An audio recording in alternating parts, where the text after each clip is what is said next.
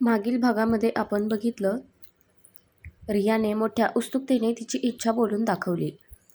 क्यों नहीं बेटा, मेरे बाद ये सब आपका ही है. मुझे खुशी होती अगर आप मेरे साथ काम करो. तेवढ्याच उत्साहाने मिस्टर शर्मा यांनी देखील प्रतिसाद दिला होता. पुढे त्यानंतर बरेच जुजबी बोलणे झाले. नंतर मिस्टर शर्मा यांनी स्टेजवर जाऊन मानव आणि त्यांच्या बिझनेस डीलबद्दल अनाऊन्समेंट केली. मानवला स्टेजवर बोलावून त्यांनी त्याला आलिंगन दिले. त्यानंतर डान्सची अनाऊन्समेंट करून ते दोघेही खाली उतरले. सर्वजण आपापल्या पार्टनरसोबत डान्स करत होते. मिस्टर शर्मा, रिया, मानव आणि तन्वी एका बाजूला उभे राहून सर्वांचा डान्स पाहत होते. तेवढ्यात मिस्टर शर्मा यांनी रियाला डान्ससाठी विचारले, तर रियाने अगदी खळखळून हसत त्यांना प्रतिसाद दिला. दोघेही डान्स करण्यासाठी गेले. मंद मंद म्युझिक चालू होते.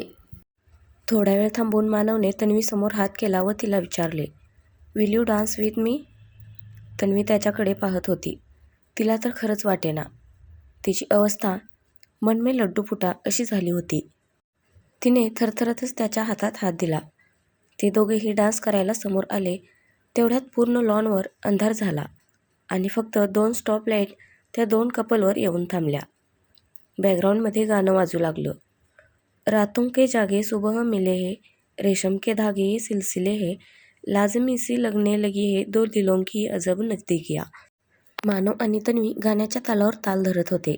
एकमेकांच्या डोळ्यात पाहत ते जणू काही एकमेकांना काही सांगत होते नजरेनेच. दिखती नहीं है पर हो रही है महसूस नजदीकियाँ, दो दिल ही जाने लगती है कितनी महफूज नजदीकियाँ.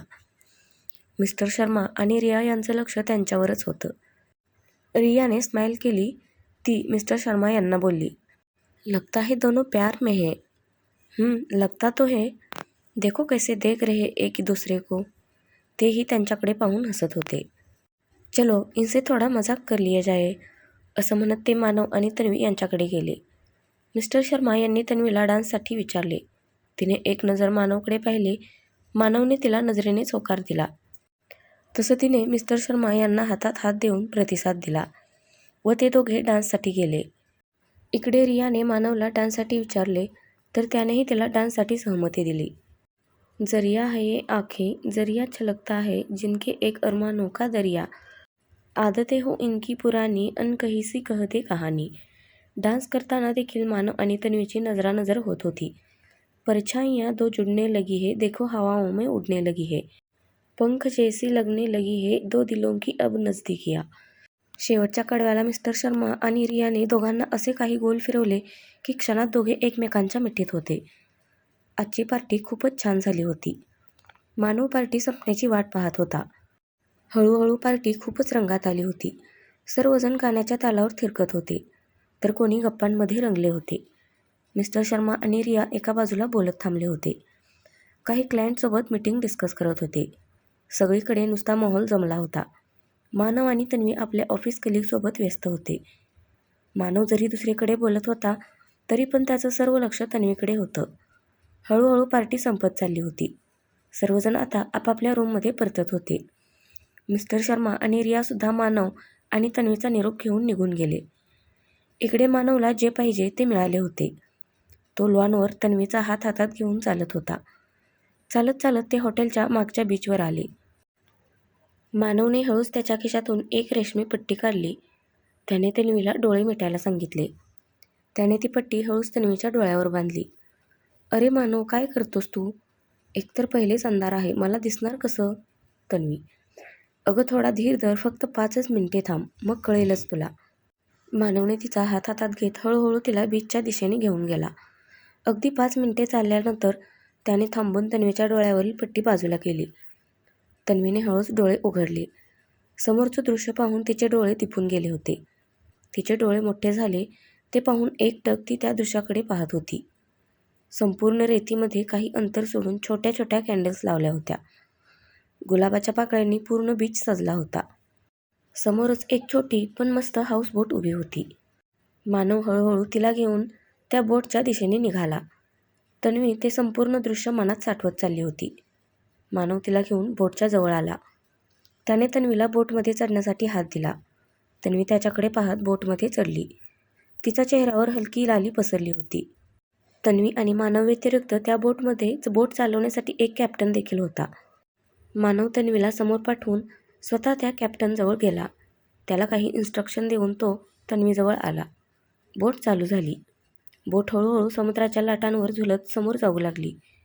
इकडे मानव तन्वीला बोटीच्या समोरच्या दिशेला घेऊन आला. बोट हळूहळू समोरच्या दिशेला जात होती.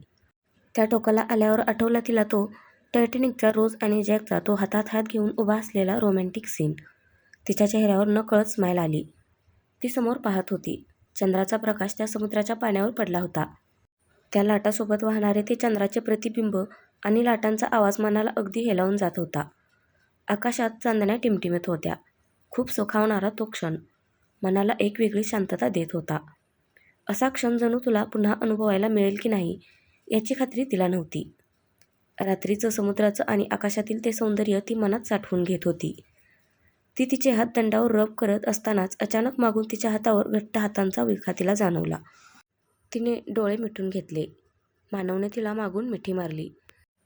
त्याच्या मिठीच्या उबदार स्पर्शात ती स्वतःला सामावून पाहत होती. मानवने हलकेच तिच्या मानेवरचे केस मागे केले व त्याचे उबदार श्वास तिच्या मानेवर जाणवत होते. त्याच्या ओठांचा अलगद स्पर्श तिला जाणवला. तिने पटकन मागे वळून त्याला मिठी मारली. काही वेळ एकमेकांच्या मिठीत ते शांत उभे होते. मानवने तिला बाजूला केले व तिचा हात पकडून तो तिला बोटीच्या वरच्या दिशेला घेऊन आला. तिथे खूप छान सजवले होते. मंद मंद लाईटचा उजेड तिथे पसरला होता. गोल्डन आणि व्हाईट कलरच्या फेअरी लाईट्स खूप सुंदर वाटत होत्या. त्या बोटीच्या संपूर्ण फ्लोअरवर लाईट्स पसरल्या होत्या आणि बोटीच्या मधोमध एक गोलाकार टेबल ठेवला होता. छान पाकळ्यांनी सजवला होता. टेबलच्या मधोमध एक शॅम्पेनची बॉटल ठेवली होती. 2 वाईन ग्लासेस होते. टेबलवर ठिकठिकाणी फेअरी लाईट्स सजवल्या होत्या. खूप सुंदर आणि मनमोहक दृश्य होतं ते. मानवने तन्वीला हात धरून एका चेअरवर बसवले आणि स्वतः तिच्यासमोर येऊन वाकून एका गुडघ्यावर बसला. त्याने तिचा हात हातात घेत त्याच्या भावनांना वाट मोकळी करून दिली.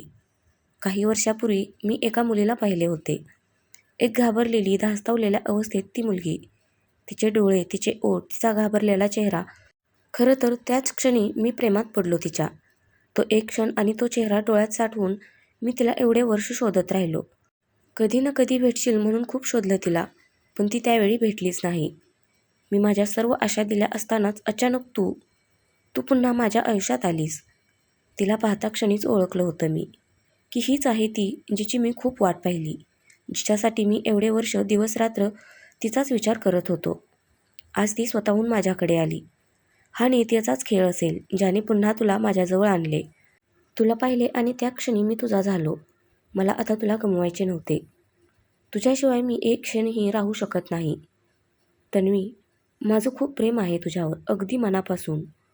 तू माझ्याशी लग्न करशील? थोडं घाबरतच त्याने तिला लग्नासाठी प्रपोज केलं होतं. मानवने त्याच्या कोटच्या आतील पॉकेटमधून रिंग काढून तिच्यासमोर धरली. तन्वीच्या डोळ्यात पाणी आले होते. त्याच्या भावनांचा आवेग इतका होता की ती पुन्हा त्याच्या प्रेमात पडली होती. मी काय बोलू? मला कल्पना नव्हती की तू इतकं प्रेम करतोस माझ्यावर. माझंही प्रेम आहे तुझ्यावर, पण आता कित्येक पटीने वाढले आहे. मी तयार आहे लग्नासाठी. मी नाही राहू शकत तुझ्याशिवाय. मी तयार आहे लग्नाला. एवढे म्हणत तिने मानवच्या हातात हात दिला. त्याने तिच्या बोटात रिंग चढवली. त्याने तिच्या हातावर हलके किस केले. तिने त्याला खांद्याला धरून उठवले. तो पाहत होता तिच्याकडे. I love you Manav. I love you so much.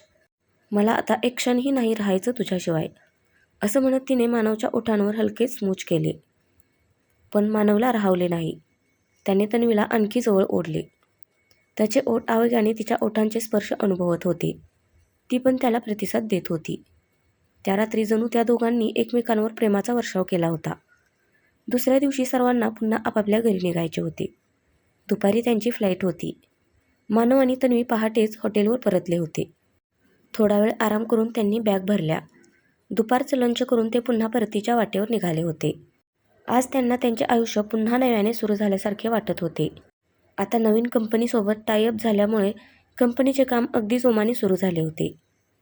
मानव आणि तन्वी त्यांच्या आयुष्यात अगदी व्यस्त होऊन गेले होते. ते आणि त्यांचं काम एवढंच चालू होतं. नवीन प्रोजेक्टमुळे मानव अगदी व्यस्त होऊन गेला होता. त्याचं गोव्याला येणं जाणं वाढलं होतं. कधीकधी तन्वीलाही त्याच्यासोबत जावं लागत होतं. तेवढाच त्यांना वेळही मिळत होता. पण बाहेरच्या जगापासून ते अनभिज्ञ होते. मानवच्या आईला तन्वी पसंत होती. त्यांनी फोटो पाहूनच तिला पसंत केले होते. मानव एक दिवस तन्वीला आईला भेटायला घेऊन गेला होता. ती जरा घाबरली होती मनातून, पण त्यांच्यासमोर गेल्यावर सावरली तिने स्वतःला. त्यांनी विचारलेल्या प्रश्नांची उत्तरे अगदी व्यवस्थित दिली होती. हळूहळू तन्वी त्यांच्यासोबत छान रुळली होती. तिला वाटलं होतं मानवची आई खूप कडक शिस्तीच्या असतील, पण इतक्या प्रेमळ असतील हे तिला वाटलंच नव्हतं. तिला त्यांचा स्वभाव खूप आवडला होता. मानव आणि तन्वी त्यांच्या लाईफमध्ये पूर्ण बिझी झाले होते. त्यांच्या मागे कोणीतरी सतत त्यांच्यावर लक्ष ठेवून आहे याची त्यांना कल्पना देखील नव्हती. लवकरच नवीन वादळ येणार होतं याची त्यांना काही कल्पना नव्हती. सर्व काही सुरळीत चालू होतं. जणू काही वादळापूर्वीची शांतता होती. आज मानव आणि तन्वीला थोडा वेळ मिळाला म्हणून ते एकत्र वेळ घालवण्यासाठी एका रम्य ठिकाणी येऊन बसले होते. ती एक छोटीशी टेकडी होती. तिथे संध्याकाळची वेळ असल्यामुळे जास्त कोणी नव्हते. लोकांची ये-जा चालू होती. संध्याकाळची रम्य वेळ, आकाशात मावळता सूर्य त्यांच्या केशरी रंगाच्या छटा पसरवत होता. गुलाबी, केशरी, पिवळा असे रंग त्यांचे त्यांचे गुणधर्म दाखवण्यात व्यस्त झाले होते. तन्वी एकटक त्या मावळत्या सूर्याला पाहत होती. आज थोडी तिच्या मनात बेचैनी होती. सारखं अस्वस्थ वाटत होतं. तिच्या डोळ्यात पाणी आले. ती मानवच्या खांद्यावर डोकं टेकून बसली होती. मानवने तिच्याकडे पाहिले. तिची चुळबुळ चालू होती. मानवने तिच्याकडे नीट लक्ष दिले ते ती डोळे पुसताना त्याला दिसली. त्याला एकदम आश्चर्य वाटले. काय झालं तन्वी? तू एकदम असं, म्हणजे तुझ्या डोळ्यात पाणी का? काही झाले का? त्याला काही कळत नव्हतं. तिच्या अशा रडण्याने तो अस्वस्थ झाला होता. आहे या सूर्याचा अस्त कधीच होऊ नये असं वाटतं. तन्वी त्या सूर्याकडे पाहतच बोलत होती. मानवला काही कळत नव्हतं की तन्वीला अचानक काय झालं. त्याने तिला स्वतःसमोर उभं करत तिचे डोळे पुसले. आता सांग मला काय झालं? कसलं टेन्शन आहे का? खरंच काही झालं नाही. मनात अचानक हुरहुर दाटून आली. असं वाटत आहे की काहीतरी घडणार आहे. उगीचच एक भीती दाटून आली मनात. त्यात पहा ना, सूर्य मावळत आहे म्हणून जास्तच अस्वस्थता जाणवत आहे. तन्वी खाली पाहत बोलत होती. कदाचित अश्रू लपवण्याचा निष्फळ प्रयत्न चालू होते तिचे. अगं वेडाबाई, एवढ्यासाठी रडायचं असतं का? सूर्य आहे तो. रोज जसं उदयाला येऊन जगाला उजळून त्याच्या प्रकाशात न्हाऊन काढणे, तसंच रोज अस्ताला जाणे हा सुद्धा त्याचा गुणधर्म आहे. ते आपण बदलू शकतो का? जर तो मावळला नाही तर आपल्याला एक नवीन दिवस कसा दिसणार? पण बघा ना, सूर्य मावळत आहे, पण त्याच्या रंगाच्या छटा तो संपूर्ण आकाशात पसरवत आहे, जेणेकरून त्यांना पाहून सर्वांना त्यातसुद्धा एक प्रकारची ऊर्जा जाणवेल, हो की नाही? मग तू त्याच्याकडे एक सकारात्मक दृष्टिकोन घेऊन पाहिलास तर त्यातसुद्धा तुला एक समाधान मिळेल. मानव तिला आकाशातले रंग दाखवत बोलत होता. ती सुद्धा रडणं विसरून ते रंग पाहण्यात गुंग झाली. मानवचं बोलणं मात्र चालूच होतं. तर फ्रेंड्स, आजचा भाग कसा वाटला नक्की कमेंट करून सांगा. धन्यवाद.